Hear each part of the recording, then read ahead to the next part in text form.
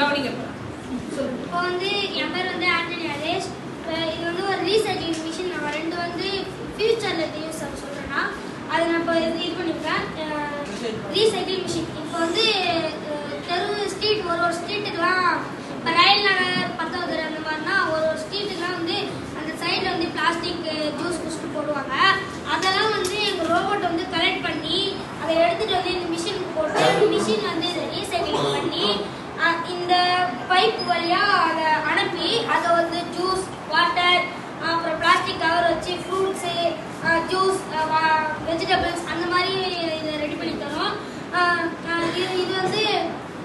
இது வந்து எப்படி கிடைக்குதுன்னா சோலார் பேனல் வந்து நாங்கள் மேலே வச்சுருக்கோம்.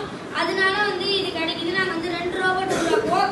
ஒரு ரோபோட் வந்து சார்ஜ் ஏறிட்டு இருக்கும், இன்னொரு ரோபோட் அந்த வேலையை பார்க்கும். அதே மாதிரி 2 பேர் மாற்றி மாற்றி வேலையை பார்ப்பாங்க. இது வந்து ஃபியூச்சரில் வந்து யூஸ் ஆகும். எடுத்துக்கிற கோல் எஸ்டிஜி 12. ஓகே, இதை எங்க பிரசன்ட் பண்ணீங்க? இதை நான் வந்து எஸ்ஆர்எம்ல வந்து நாங்கள் ப்ரெசென்ட் பண்ணி இது வந்து நாங்கள் வந்து ரெண்டு பிளாஸ்டிக் டப்பா கீழே கிடச்சி அதை நாங்கள் வந்து அதை உருவாக்கி அதை வந்து இவங்க உருவாக்குனா வந்து என்ன